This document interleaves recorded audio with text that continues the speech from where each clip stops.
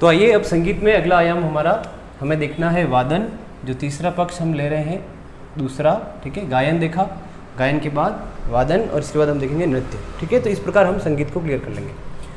तो वादन में क्या जानना है, कैसे जानना है, तो सर्वप्रथम वादन का मतलब होता है बजाना, ठीक है। और बजाएंगे किसको, वाद्यंत्र होंगे उसको। तो वाद्यंत्र कितने प्रकार के हैं, कब बजाए जाते हैं, किस अवसर पर बजाए जाते हैं और किस किस ने बहुत अच्छा बजाया अभी तक, तो इन आयामों पर उसको देखना है और यहीं से प्रश्न मेन जनरली यहाँ से निकलते हैं, ठीक है ना।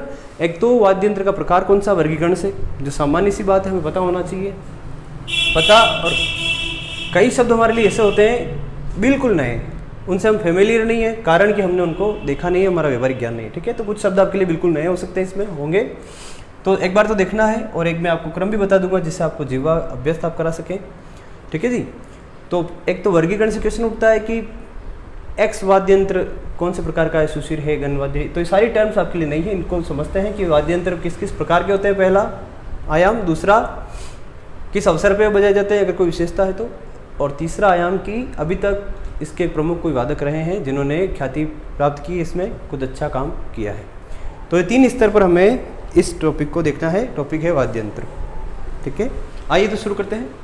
वाद्यंत्र जब हम गाते हैं, बजाते हैं, तो साथ में आपने देखा होगा कोई हारमोनियम, ये आपका व्यवहारिक अनुभव है कि आपने हारमोनियम बजते हुए देखा, कोई ढोलक बजते हुए देखा, तो क्या बस यही वाद्यंत्र है, हमने जो देखे वही है क्या, तो नहीं। तो क्या कौन कौन से और है, उन्हें भी हमें जानकारी में लेना है। तो आइए, वाद्यंत्र का वर्गीकरण इस प्रकार है। पहला जैसे लिख दिया तत्वाद्यंत्र, ठीक है। तो तत् से आशय है तार से जो बने हुए वाद्यंत्र हैं उनको हम करें तत्वाद्यंत्र, ठीक है, एक चीज।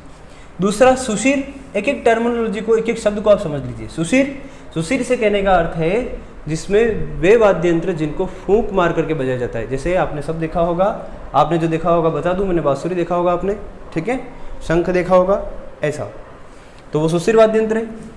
घन वाद्यंत्र से आशय है कि घन मतलब होता है कि जो वाद्यंत्र धातु से बने हुए हो, उनको आपस में टकराने से, चोट मारने से जो ध्वनि उत्पन्न होती है उसी को हम वाद्यंत्र के रूप में इसी प्रकार से उसका उपयोग हम करते हैं, ठीक है। तो ये है घन वाद्यंत्र। इसमें आपने देखा होगा ताल मजीरा, ठीक है, ये आपका व्यवहारिक ज्ञान। अवनद्य वाद्यंत्र में है कि जिन पर चोट मार करके बजाया जाता है, मेनली वो पशुओं के चमड़े से निर्मित होते हैं और जिनको चोट मार करके बजाया जाता है वो है अवनद्य वाद्यंत्र। तो ये सामान्य सी पहचान हमारे पास होनी चाहिए। और इसमें जो आपने देखा हुआ है ढोलक और तबला, तो ये आपने देखा ही हुआ है, ठीक है। उस पर चमड़े मड़े हुए होते हैं और उस पर लोग चोट मारते हैं, है ना। ढोल देखा होगा तो उसमें भी लकड़ी के जो डंडा होता है उससे चोट मारते हैं, जिसको डंका कहा जाता है, ऐसा। तो ये वाद्यंत्र है तत्वाद्य, सुशिर वाद्य, घन वाद्य और अवनद्य वाद्य, ठीक है। तो यात्रा प्रारंभ करते हैं वाद्यंत्र को सीखने की। तो सर्वप्रथम तत्वाद्यंत्र के बारे में बात करेंगे। केवल मैं बोल पाऊंगा, आपको अच्छे से सुनना है फिर लिखना है। तो सर्वप्रथम हम बात कर रहे हैं सितार। सितार बड़ा प्राचीन वाद्यंत्र है, ठीक है ना। सितार, इसके बारे में मुझे याद आ रहा है कि सितार बनाया किसने। ये सितार का आविष्कार किया था अमीर खुसरो ने।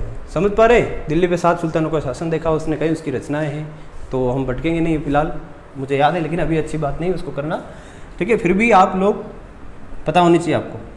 सितार अमीर खुसरो द्वारा बनाया गया वाद्यंत्र है। वीणा प्लस ईरानी तंबूरे को, हमारी भारतीय वीणा और ईरानी तंबूरे को मिलाकर के एक श्रेष्ठ वाद्यंत्र बनाते हैं कौन, अमीर खुसरो, ठीक है ना। तो ध्यान रखना, सितार अमीर खुसरो ने बनाया। 27 तार इसमें होते हैं, ठीक है। सितार में 27 तो नहीं, सितार की विशेषता यही है मेनली तो कि अमीर खुसरो ने इसको बनाया है और एक मिश्रण से तैयार हुआ, यूँ मान लीजिए, ईरानी तंबूरा और भारतीय वीणा को, ठीक है। तो सितार ये वाद्यंत्र है, अमीर खुसरो द्वारा बनाया गया। और अच्छी बात है इसके संदर्भ में कि कोई इसके प्रसिद्ध वादक रहे हैं अभी तक, वो ध्यान ले लीजिए। एक नाम में लिख रहा हूँ, पंडित रविशंकर, ठीक है। ये पंडित उदय शंकर के भाई है, उदयपुर वाले के, ठीक है। वो कथक नर्तक है, ये सितार वादक है और इनको ग्रैमी पुरस्कार मिला इसके लिए, ठीक है। एक और पंडित जी है, पंडित विश्व मोहन भट्ट, ये भी बड़े विशिष्ट व्यक्ति हैं। इन्होंने गोरामा राग का सृजन किया, एक नई राग बनाई गोरामा, ठीक है। और एक मोहन वीणा इन्होंने बनाई, मोहन वीणा, ठीक है। सितार प्लस सुरिंदा को मिला करके, ठीक है, वीणा और सुरिंदा को मिला करके इन्होंने बनाई है, जिसका नाम हम कह रहे हैं अभी मोहन वीणा, ठीक है, मोहन वीणा। कैसे बनाई है? वीणा और सूरिंदा को मिला करके ये बनाई है। किसने? पंडित विश्व मोहन भट्ट ने। विश्व मोहन भट्ट जो थे, इनकी एक और उपलब्धि रही है कि एक स्पेनिश गिटार वादक थे राइक रूडर, उसके साथ इन्होंने जुगलबंदी की और श्रेष्ठ वादन के लिए ही इनको जो है ग्रैमी पुरस्कार मिला। तो पंडित रविशंकर को भी ग्रैमी पुरस्कार मिला, पंडित विश्व मोहन भट्ट को भी ग्रैमी पुरस्कार मिला है। ठीक है, चलो ध्यान रखना। अब उसके बाद बात करते हैं, ये तो सितार हो गया, ठीक है, 2 नाम इसके ध्यान भी रखना। उसके बाद सारंगी की बात कर लो, तो सारंगी में होते हैं 27 तार। ठीक है, सारंगी। और इसके बारे में जैसे हमने पहले चर्चा की थी, कुछ कुछ बातें और जान लेते हैं। सारंगी में क्या क्या होता है? 27 तार होते हैं, बकरे की आंत होती है, आंत या तांत कहते हैं उसको, ठीक है, तार जैसी होती है। बकरे की तांत होती है, इसमें लगी होती है, ठीक है, बकरे की तांतों का इस्तेमाल होता है। इसको गज से बजाया जाता है। ठीक है, छोटी छोटी चीज़ें लेकिन ध्यान में रखनी है, गज से बजाया जाता है। अब गज क्या हुआ? आपने देखा होगा कि ऐसा हाथ में ले रखा है कुछ एक वाद्य यंत्र और उस पर ऐसे धनुष जैसा कुछ घुमाया जा रहा है, ऐसा है ना, उसको कहते हैं गज। धनुष जैसा होता है ना, उसको कहते हैं गज। तो गज से बजाया जाता है। गज में घोड़े की पूंछ के बाल होते हैं, ध्यान रखना, यह है सारंगी। ठीक है, गज में घोड़े की पूंछ के बाल होते हैं, सारंगी इस प्रकार से विशिष्ट है। और तत्वाद्यों में श्रेष्ठ वाद्य यंत्र है सारंगी, ध्यान रखना। ठीक है, इसके बारे में एक अच्छी चीज़ मैं आपको और बताऊं तो नाम आता है मर्दाना का। मर्दाना का नाम सुना होगा। मर्दाना मानसिंह का हाथी भी था, लेकिन हम हाथियों की बात तो भी कर नहीं रहे। मर्दाना एक व्यक्ति का नाम था जो गुरु नानक का शिष्य था, वो सारंगी बजाता था। ठीक है, गुरु नानक रबाब बजाते थे और मर्दाना सारंगी बजाता था। तो गुरु नानक का शिष्य मर्दाना ये सारंगी बजाता था, एक अच्छा बिंदु ध्यान में लेने का। तो ये है सारंगी। सारंगी के बारे में और भी कुछ चर्चा हम कर सकते हैं। जैसे सारंगी के कुछ प्रकार होते हैं। एक तो होता है गुजरातन और सिंधी सारंगी। सिंधी और गुजरातन सारंगी जो होती है वो लंगा जाति बजाती है। ठीक है, और जड़ीदार प्यालेनुमा सारंगी होती है वो मांगणियार जाति बजाती है। ठीक है, इसमें प्याला मांगणियार ध्यान रखना। तो ये सारंगी के संदर्भ में बात थी। सर्वश्रेष्ठ वाद्य यंत्र है तत्वाद्यों में। तत्वाद्यों में सर्वश्रेष्ठ वाद्य यंत्र है कौन सा? सारंगी। सारंगी के जैसे ही है कामायाचा। ठीक है, तो कामायाचा जो है मांगणियार जाति भी बजाती है और लंगा जाति भी बजाती है, कामायाचा, ध्यान रखना। ठीक है, इसमें भी 27 तार होते हैं, सारंगी के जैसे होता है। ये हो गया आपका। ठीक है, रबाब की बात करें, जैसे हमने बात की थी, रबाब में 3 तार होते थे। रबाब गुरु नानक बजाया करते थे, ध्यान रखना। बस इसके बारे में ज़्यादा कोई विशिष्ट रचनाएं नहीं, जहाँ विशिष्ट बातें होगी हम वैसे ही रुकेंगे, करेंगे। ठीक है, रबाज की बात करें तो इसमें 12 तार होते हैं, लेकिन 4 तांतें होती हैं। तांतें समझ रहे हो, किसी भी पशु की, मेनली बकरे की ज़्यादा, तो बकरे की देखिए ध्यान रखना सारंगी में। लेकिन यहाँ पर भी 4 तांतें मुख्य रूप से उपयोग होती है, बाकी 8 तार दूसरे होते हैं। ठीक है, तो 4 तांतें मुख्य होती है, बाकी 8 तार होते हैं, 12 तार होते हैं रवाज में। ठीक है, यह है रवाज वाद्य यंत्र। तो इतनी ही समझ बनानी है कि एक तो पहली समझ तो ये कि ये कौन से वाद्य यंत्र है, तत् है कि सुसुर है कि गण वाद्य है या अवनद्य वाद्य। दूसरी, इसके संदर्भ में इसके कोई प्रकार है, इसकी कोई विशेषता इस वाद्य यंत्र की, या इसका कोई अच्छा वादक रहा है जिसने ख्याति प्राप्त की। तो इन आयामों पर बात करनी, और ज़्यादा कोई मेनली वो नहीं है। हो सकता है थोड़ा नीरस ऐसा लगे कि भैया नया बिल्कुल इतने खतरनाक शब्द है, पहली बार सुने तो 2-4 बार सुनेंगे तो फैमिलियर हम उनसे हो ही जाने हैं अंततः गत्वा। तो चिंकारा, चिंकारा में 3 तार होते हैं। ठीक है, एक तत्वाद्य यंत्र है। अब ईमानदारी से तो ऐसा है कि सभी वाद्य यंत्रों की जो तस्वीर है वो मेरे जहन में भी नहीं है। ठीक है, और इतना आवश्यक भी नहीं कि हम एक वाद्य, वैसे सही तो वही है कि हमें सभी आंखों में दिखें वाद्य यंत्र, तो क्लियर हो जाना है। ठीक है, तो आप गूगल भी करके अच्छे से फोटो निकल ले सकते हैं, क्योंकि ढोलक आपको बिल्कुल पता है, हारमोनियम पता है, ये तो आपको पता ही है। फिर भी जो पता नहीं है उनको आप देखने का प्रयास कर सकते हैं। ठीक है, और जो हम यहाँ चर्चाएँ कर रहे हैं विश्वास मानिए पर्याप्त है परीक्षा की दृष्टि से। ठीक है, चौतारा, इसके तो नाम से ही क्लियर है, चौतारा मतलब 4 तार है इसमें। ठीक है, और अपने क्षेत्रीय भाषा में इसको चौतारा, वेणो या तंदूरा, ये शब्द प्रचलन में है। चौतारा, वेणो और तंदूरा। तंदूरा तो आपको सबको पता होगा, है ना। तो ये वही है। इसको जो है हाथों में मिजराब पहन के बजाया जाता है। मिजराब अंगुली में पहनने का आता है, ठीक है ना। तो मिजराब पहन के बजाया जाता है, ये ध्यान रखना, ये प्रश्न इंपॉर्टेंट है। ठीक है, दूसरा निर्गुण भक्ति धारा में बड़ा उपयोगी वाद्य यंत्र है, बड़ा ज़्यादा बजाया जाता है। ठीक है, नाम है चौतारा, वेणो, है ना, वेणो भी कहते हैं इसको, वीणा और वेणो, वेणो, चौतारा, तंदूरा। ठीक है, फिर आगे चलेंगे तो हमें दिख रहा है इकतारा। इकतारा नाम से क्लियर है, कितने तार होते हैं? एक नहीं, ध्यान रखना, 2 तार होते हैं। कभी कभी एक तार वाले एक तारा भी है, लेकिन 2 तार। ये एक तारा जो वाद्य यंत्र है ना, मीरा भी बजाया करती थी और मुख्य रूप से नारद। ठीक है, चलो। गुजरी तत्वाद्य यंत्र है, 5 तार होते हैं, इसके अलावा कुछ नहीं। बपंग, ठीक है, बपंग बहुत ही विशिष्ट वाद्य यंत्र है, तत्ववाद्य यंत्र ही होता है। ठीक है, इसको खांक में दबा के बजाया जाता है, ऐसा कहते हैं। खांक में दबा के ऐसे बजाया जाता है, इसमें एक तार होता है, ऐसा खींच करके बड़ी शानदार ध्वनि निकालते हैं, खांक में दबा के बजाया जाता है बपंग। ठीक है, ये ध्यान रखना। और इस बपंग का एक प्रसिद्ध वादक रहा है जो हमें ध्यान में लेना ही चाहिए, और उस वादक का नाम है जहूर खां मेवाती। जहूर खां मेवाती बपंग का जादूगर है। ठीक है, ध्यान रखना, बपंग का जादूगर कौन है? जहूर खां मेवाती। ठीक है, ये आपका बपंग। फिर यदि हम बात करना चाहें रावण हत्ता पर, रावण लिखा हुआ है ना, तो रावण से अर्थ है रावण हत्ता। रावण हत्ता, रावण में 10 सिर थे और हत्या हो गई तो 9 ही रह गए। ठीक है, तो ध्यान रखना 9 तार इसमें होते हैं रावण हत्ता में। नारियल की कटोरी आपने देखी हो भाई, नारियल का जो होता है ना पका हुआ नारियल, उसको हम जब काम में ले लेते हैं और बीचों बीच से 2 अगर टुकड़े उसके करें तो एक कटोरी नुमा आकृति होती है। तो उस कटोरी नुमा आकृति को, कटोरी जैसे वो शेप बनती है, उस खोखे को ही काम में लिया जाता है ना। नारियल के आधे कटे हुए भाग पर लकड़ी लगा करके ऐसा वाद्य यंत्र बनाया जाता है, इसको हम कहते हैं रावण हत्ता। राजस्थान के वाद्य यंत्रों में सबसे प्राचीन है, सबसे लोकप्रिय वाद्य भी रहा है रावण हत्ता, ये ध्यान रखना। ठीक है, इसको भी गज से बजाया जाता है रावण हत्ता को। रावण हत्ता जो आपने सुना होगा कभी, रावण हत्ता कौन बजाता है? पाबूजी की फड़, पाबूजी की फड़ रावण हत्ता के साथ इसका वाचन होता है, ध्यान रखना। ठीक है, रावण हत्ता। ठीक है, तो इतनी सी बात है। 13 ताल नृत्य में चौतारा बजाते हैं। दुका को ये घुटनों के बीच में दबा के, इसमें तार कितने हैं ज्ञात नहीं, लेकिन घुटनों के बीच में दबा के बजाया जाता है, ये प्रश्न पूछा हुआ है, ध्यान रखना। घुटनों के, दुका को क्या दुखता है अपने को? पहले अपने दुखने होते थे, किस में होते थे? घुटने में होते थे, ध्यान रखना। तो दुका को घुटने में दबा करके बजाया जाने वाला वाद्य यंत्र है। ठीक है, सुरिंदा, इसके गज में घुंघरू होते हैं, विशिष्ट बात। ये भी ऐसे गज से बजाने वाला ही वाद्य यंत्र है, इसके गज में जो होते हैं घुंघरू होते हैं, ये हमारे लिए विशिष्ट महत्व की बात है। ठीक है, सुरिंदा। और ये गायन के साथ नहीं बजाया जाता, इसकी एक और विशेषता है। ठीक है, चलो, कामायचा हमने बात कर ली। तो ये हमारा बिंदु था तत्वाद्य यंत्र को जानना। अब सब इतने को याद कैसे करें? याद करना कहाँ चाहिए मुझे आप बताइए। इन नामों को सीक्वेंस से याद करने की आपको क्या आवश्यकता है क्या? कुछ भी नहीं, तो फिर इतने एफर्ट क्यों देना? तो फिर क्या करें? केवल सितार क्या होती है दिमाग में ये समझ में होना चाहिए। हाँ, सितार मैं जानता हूँ, सितार क्या होती है। कभी आपको पूछ ले भपंग, हाँ भपंग में जानता हूँ, ठीक है ना। ठीक है, कि खांक में दबा के सितार खींच के बजाते हैं, ऐसी कुछ जानकारी होनी चाहिए। बाकी क्रम से नाम रटना कोई महत्व नहीं वैसे। ठीक है, फिर भी सितार, सारंगी, रबाब, रबाज, चिकारा, चौतारा, ऐसे आप 2-2 करके रट सकते हैं, मुंह पर भी याद कर सकते हैं।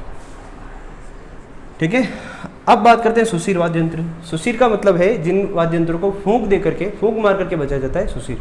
जैसे आपने देखा होगा बांसुरी, पुंगी, हारमोनियम, ऐसा। ठीक है, चलो, तो हारमोनियम भी लिख देते हैं। हारमोनियम है ना, हारमोनियम पेटी सुनी होगी। चलो, तो नड, नागमणि, नड मशक जैसा ही वाद्य यंत्र होता है, एक मशक जैसा। ठीक है जी। और एक जैसलमेर का कर्णा भील डाकू था, जिस पर इनाम भी घोषित था, वो इसका एक प्रमुख वादक था, ये ध्यान रखना। ठीक है, ठीक है जी। हाँ, चलो, नागमणि की बात करेंगे तो ये ऐसी पित्तल की एक धातुनुमा सर्पिलाकार आकृति होती है, जिसमें फूंक देके इसको बजाया जाता है, यह है नागमणि, इतना सा। ठीक है। शंख, कहते हैं कि पशुओं का, जीवों का अंडा होता है शंख, कैल्शियम कार्बोनेट जैसे खोल जैसा होता है, और उसको फिर उसके अंदर जो जीव होता है मर भी जाता है। ठीक है, और ऐसे शंख हम लाते हैं, ऐसी आकृति को, फिर उसमें हवा पास होने का ऐसा एक मार्ग होता है जिससे फिर वो ध्वनि में बदल के निकलती है। हम जैसे हवा देते हैं, ठीक है, उसको भी एक पकड़ने का तरीका होता है, उसमें थोड़ा सा स्पेस होता है, जिससे कि वो आवाज़, हमारा फूंक जो है, हमारी श्वास जो जा रही है उसमें वो ध्वनि में बदल जाए। ठीक है, तो ये शंख है, सबको पता ही शंख, शंखनाद। तो शंख कई प्रकार से बजते थे, है ना। युद्ध प्रारंभ होते समय अलग, युद्ध का समाप्ति होते अलग समय, होते समय अलग, ईश्वर की पूजा के समय अलग। तो शंख के अलग अलग प्रकार से विभिन्न अवसरों पर बजाया जाता था ये शंख। ठीक है, अभी भी मंदिरों में बजाया जाता है। पुंगी, पुंगी एक वाद्य यंत्र है जो शुरू से कहते हैं कि भैया सांप पकड़ने के काम आता है। सांप पकड़ने के काम आता है, ऐसा कहते हैं। ठीक है, तो लेकिन ऐसा वैसे साइंटिफिकली नहीं कि सांप सुन भी पता है क्या।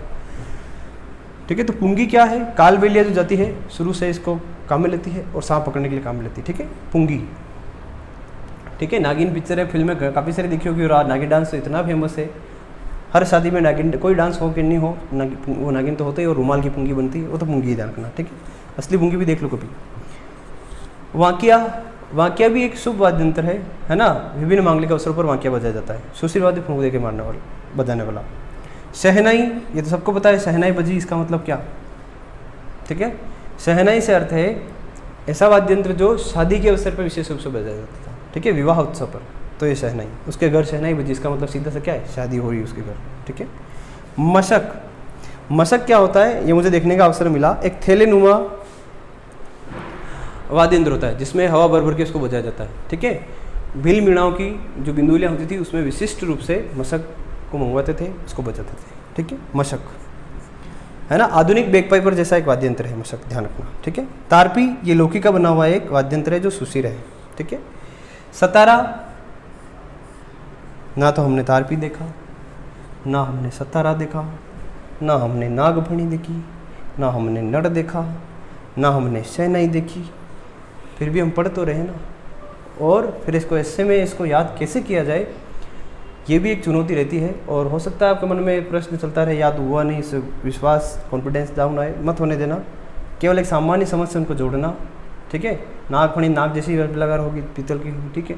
तो ऐसा कुछ ऐसी समझ बिठा करके इससे निकलना है।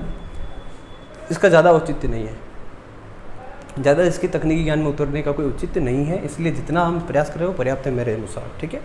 सतारा, बांसुरी, अलगोजा और शहनाई का मिश्रित वाद्य यंत्र है सतारा, ये ध्यान रखना, ठीक है।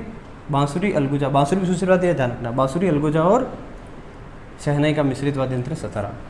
अलगोजा एक सुशील वाद्य यंत्र है, और इसमें गाना भी सुना हो कभी आपने, राजस्थान टीवी पे चलता रहता है, मारा छील बबर अलगोजा खेतम बाजी, ठीक है। तो अलगोजा एक सुशील वाद्य यंत्र है, ध्यान रखना, ठीक है। बड़ा शानदार है। कैसा दिखता है, अब सुशील वाद्य यंत्र, सुशील वाद्य यंत्र फूंक मारो और बजाओ, और इसमें और कोई तकनीकी चीज़ें है नहीं, है ना। तो फोटो देख लो या किसी वीडियो में देख लो, कोई अलगोजा बजा रहा हो तो HD वीडियो में, ठीक है, अच्छा लगा, हाँ फिर दिख जाएगा अलगोजा। जैसे ढोलक को आपको नहीं बताने की जरूरत है, ढोलक कैसी होती है, बस, ठीक है। तो ऐसे ही मोरचंग, ये एक अच्छा है, इसको एक यूरोपीय वाद्य यंत्र जो होता है जुर झाप से इसकी तुलना की जाती है, जुर झाप, तो इसको जुर झाप भी कहते हैं, ध्यान रखना, जुर झाप, ठीक है। टोटो, तुरई, ये सुशील वाद्य यंत्र, इतना सा ध्यान रखिए। हारमोनियम को ज़रूर थोड़ा सा देख लेते हैं। हारमोनियम को पता है, एक ऐसी संरचना होती है पेटी जैसी, ठीक है, और उसमें कीज होती है ना, और उधर एक पर्दा होता है जिससे हम उसमें पंपिंग करके हवा भरते हैं, और उन कीज को दबाते हैं जिससे हवा निकलती है और बजती है, ठीक है। वहाँ पे एक छेद होता है, वो की दबाने से वो छेद खुल जाता है और वहाँ से एक ध्वनि उत्पन्न होती है, ये होती है हारमोनियम। इसका एक प्रसिद्ध जो वादक रहा है वो ध्यान रखना है, वो प्रसिद्ध वादक है मोहम्मद धौलपुरी। हारमोनियम वादक मोहम्मद धौलपुरी, प्रसिद्ध हारमोनियम वादक कौन है, मोहम्मद धौलपुरी, ये ध्यान रखना। ये वादक के नाम बड़े विशिष्ट है, वादक के नामों की एक टोकरी अलग बनाने लिए है, जो परीक्षा में की दृष्टि से बड़े ही ज़्यादा महत्वपूर्ण है। अब आइए बात कर लेते हैं घन वाद्य यंत्र की। घन वाद्य से अर्थ, अपना आशय क्या, तात्पर्य ये है घन से कि ऐसे वाद्य यंत्र जो धातुओं से निर्मित है, चोट मारने से, आपस में टकराने से बचते हैं। तो टकराने से बचते हो तो ताले देखी होगी, ऐसे ताले बजते, वो ताले एक चीज़, उसको क्या जानना उसमें, वही है, धातु की बनी थी, आपस में टकराओ, आवाज़ बनेगी, एक ढंग से टकराओ अच्छी लगेगी, वो जोर जोर से टकराओ तो खत्म हो जाएगा सारा काम, ठीक है, ये ध्यान रखना। तो ये ताले होती है। मजीरा भी वैसे ही होता है, ताल मजीरा। चिमटा आपने देखा हो कभी, भजन संध्या में जाने का, देखने का अवसर मिला तो ठीक है, नहीं तो आप गूगल कर सकते हैं। चिमटा, वाकई में घर में जो चिमटा होता है वैसे होता है, लेकिन उसमें कुछ ऐसे छल्ले लगे होते हैं, ठीक है, छल्ले लगे होते गोल गोल, पतली धातु के, तो उससे क्या होता है, उसको ऐसे ऐसे कहते हैं, वो टकराते हैं, छल्ले बूँ करते हैं और शानदार आवाज़ निकलती है, ये चिमटा, ठीक है। श्रीमंडल, ये एक झाड़ी नुमा वाद्य यंत्र है, इसको भी टकराने से बचता है, श्रीमंडल, ठीक है, झाड़ी नुमा वाद्य यंत्र है, ये ध्यान रखना, पूछा जाता है। कागरच, ये भी एक घन वाद्य यंत्र, झुमके की आकार का होता है। रमजोड़, रमजोड़ क्या होता है, रमजोड़ होता है, देखो घुंघरू तो आपने सुना होगा, पैरों में बांध के, घुंघरू बांध करके पहले नृत्यांगना है ना, नर्तक और नृत्यांगनाएं नाचा करती थी, है ना। आजकल इनका प्रचलन कम है, लेकिन कभी कभी आपने देखा होगा घुंघरू इतने लंबे कि घुटने तक बंधे हुए हैं, ठीक है, घुटने तक बंधे हुए हैं, तो एड़ी से लगा के घुटने तक जो घुंघरू बंधे होते थे उनको कहते थे रमजोड़, ठीक है। बात खड़ताल की, तो खड़ताल इस प्रकार है। हाँ, राजस्थान टीवी राजस्थान के कभी लोकगीत टीवी पर दूरदर्शन पर चलते रहते हैं, उसमें आप देखोगे कि कुछ लोग घुटनों के बल बैठे हैं और लकड़ी के ऐसे कुछ गट्टे हाथ में रखे हैं और ऐसे ऐसे बजाते हैं, ठीक है, ऐसे ऐसे, वो है खड़ताल आपके, ठीक है, खड़ताल। और खड़ताल मुख्य रूप से ये पश्चिम राजस्थान में बहुत ज़्यादा बजाते हैं, है ना, ये लंगा मांगणियार सब बजाते हैं, ध्यान रखना, ठीक है, ध्यान रखना। मांगणियार विशेष रूप से मांगणियार, खड़ताल और कामायचा बजाते हैं, ठीक है, मांगणियार जाति विशेष रूप से बजाती है, ध्यान रखना, ठीक है। और इसका एक प्रसिद्ध वादक रहा है जो काफ़ी ज़्यादा पूछा जाता है, सद्दिक खां मांगणियार, सद्दिक खां मांगणियार, खड़ताल का जादूगर इसको कहते हैं, ठीक है, खड़ताल का जादूगर किसको कहते हैं, सद्दिक खां मांगणियार को। ये हमें स्पष्ट रूप से ज्ञात होना चाहिए। अब आप कह रहे हो सर लकड़ी का तो है, हाँ, पर चोट मारने से बचता है, उसमें चमड़ा नहीं है, तो इसलिए। फिर बात आती है अवनद्य की। अवनद्य का अर्थ है कि ऐसे वाद्य यंत्र जिनको चोट मार करके बजाया जाता है, धातु का खोल हो, लकड़ी का खोल हो या मिट्टी का खोल हो, उस पर चमड़ा मर दिया जाता है, विभिन्न शेप के होते हैं, है ना, तो उस पर चमड़ा मर दिया जाता है और चमड़े को पीटते हैं, और पीटने में भी भैया तकनीकी टेक्निक रखनी पड़ती है, जिससे अलग अलग ध्वनियाँ निकलती है, स्वर निकलते हैं, है ना। तो अलग अलग बनावट के आधार पर कई प्रकार के वाद्य यंत्र आप हमारे सामने अस्तित्व में हैं। जैसे हम जानते तो हैं ढोलक और तबला को, उसके अलावा भी हैं, ठीक है। चलो देखते हैं एक एक करके। डेरू, डमरू, ढाक, ढोलक, माठ, मादल, नगाड़ा, नौबत, ऐसे याद करते हैं दो दो को। ऐसे सेट किया हुआ है, इसमें वृत्यानुप्रास भी अलंकार है, वृत्यानुप्रास अलंकार सेट किया हुआ है ना। तो ये मैं करता हूँ, आप भी ऐसा कर सकते हैं, क्यों, अगर याद करना ही है तो, नहीं तो केवल समझ लीजिए, सभी आपका काम चल जाना है, आई गारंटी। डेरू, डमरू, ढाक, ढोलक, माठ, मादल, नगाड़ा, नौबत, तासा, चंग, दमामा, मृदंग, होगा नहीं होगा याद, बिल्कुल होगा। तो डेरू डमरू का बड़ा रूप है, डमरू तो सबने देखा हुआ है, शिव का वाद्य यंत्र है, सबसे प्राचीन वाद्य यंत्र ऐसा माना जाता है डमरू ही था, ठीक है। स्वरों की उत्पत्ति भी डमरू से मानते हैं कुछ लोग, तो ये ध्यान रखना। तो डमरू शिव का वाद्य यंत्र देखा होगा ना, डमरू, है ना, दोनों तरफ, उसके दोनों तरफ चमड़ा बड़ा हुआ होता है ना, बीच में दबा हुआ भाग होता है डमरू, ऐसा डमरू होता है, डमरू मतलब, है ना, ये डमरू। अब इसको ऐसे बीच में से पकड़ के यूँ मूव करो तो ये इधर टकराएगा और ये इधर टकराएगा और शानदार ध्वनि निकलती है। ये शिव का वाद्य यंत्र है, प्राचीनतम वाद्य यंत्र माना जाता है डमरू। इसका बड़ा रूप कहलाता है डेरू, ठीक है। ढाक ढोलक के जैसा ही होता है ना, एक अवनद्य वाद्य यंत्र है। ढोलक क्या है, हम सभी इससे परिचित हैं। ढोलक मेनली लकड़ी की होती है, लकड़ी का एक खांचा खोल होता है ऐसा, और